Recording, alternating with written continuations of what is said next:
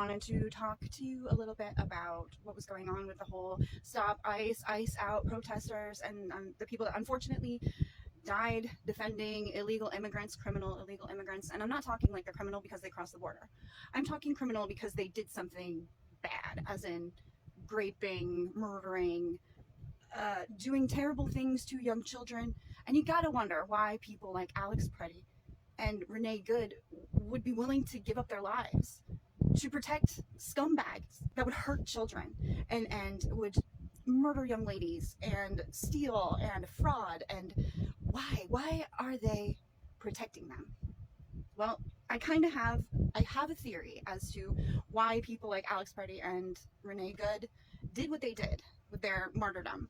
I think this has to do with loss and emptiness within here. Something that spirituality would fill, maybe a relationship with Jesus, with God.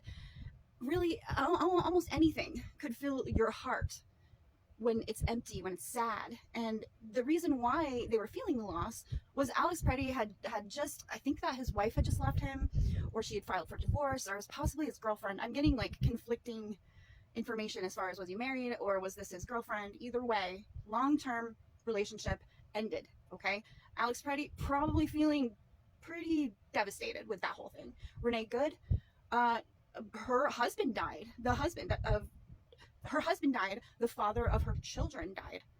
The father of her child died.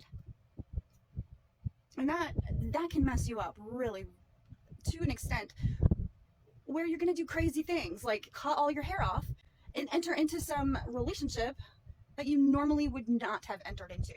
Ergo, I don't believe that Renee Good was gay while she was married to her husband. But after her husband dies, all of a sudden, she's in a relationship with a lesbian woman who is very butch. I think we could say butch, right?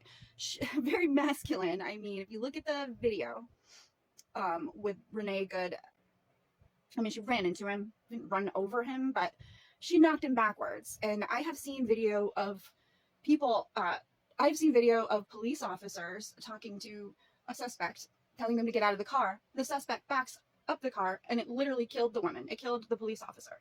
So don't tell me that him being hit by a vehicle wasn't him thinking, I'm afraid for my life.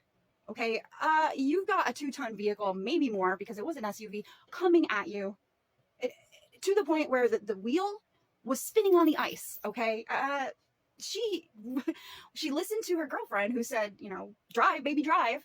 So she did. Renee Good put her foot on the gas pedal. It spun around on the ice and then lurched forward and literally hit an ICE officer. Now, what happened there is a little more cut and dried than what happened with Alex Pretti. Alex Pretti, I blame most of this on the instigators, the people that are getting the protests together, the people that are running the ICE out sites and the signal chats. I blame them because I think they're looking for people like Alex Pretti, like Renee Good, people that have severe loss in their lives and they need something. And these ICE out people are looking for people exactly like that. Why? Because at this point, they have nothing left to lose. They've already lost what mattered the most to them, right? Except for in Renee Good's case, she still had her child. She still had children that she could take care of. She just chose to do this instead. She chose to protect criminal illegal aliens who, in many situations, probably would have been happy to harm her little girl. She wanted to protect them. What's going on in someone's head like that, I don't know, but I do know people that organize these things, they prey on people like that. And it is really difficult once you're in that mindset to get out of it. And if you have somebody that's really good at emotionally manipulating you, you can use these people as martyrs. And they do.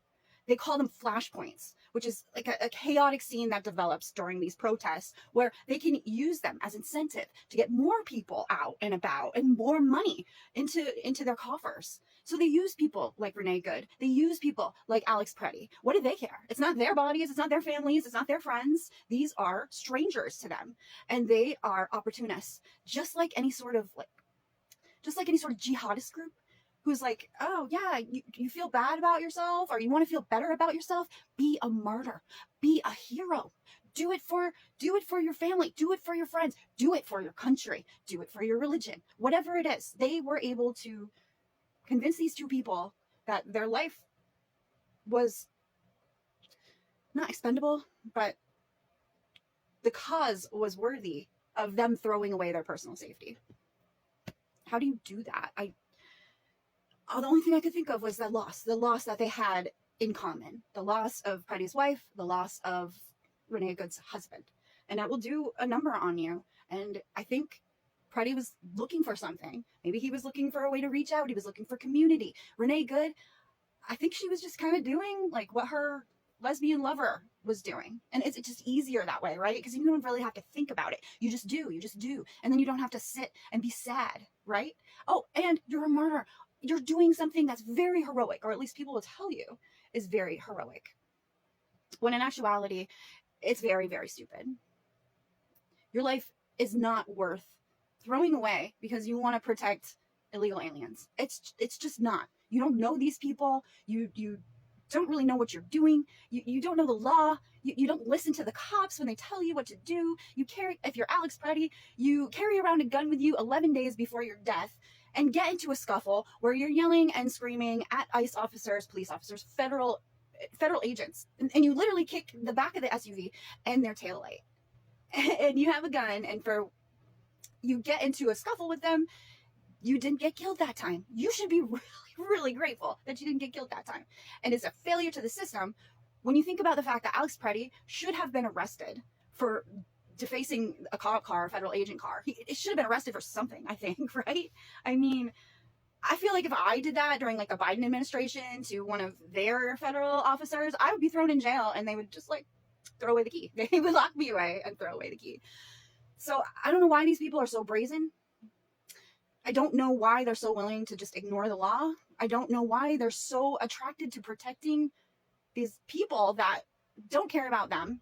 I mean, if you even look at the say your name thing, right? The say your name, they can't even say Renee Good's name in that because she's a white woman.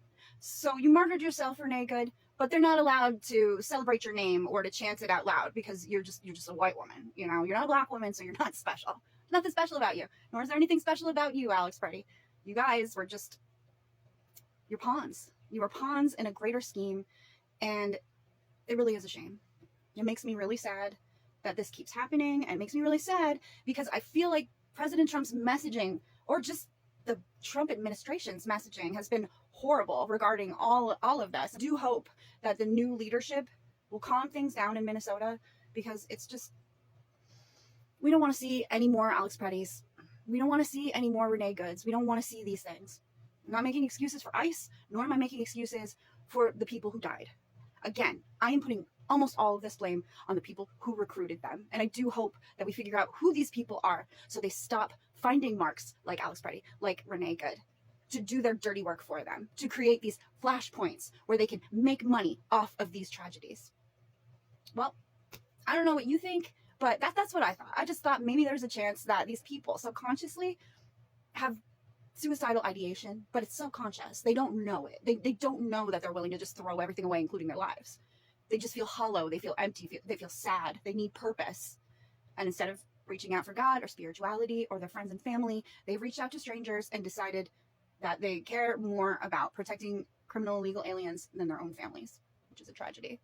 The biggest tragedy is they didn't even know that that's the decision that they were making. They were easily manipulated because their hearts were broken.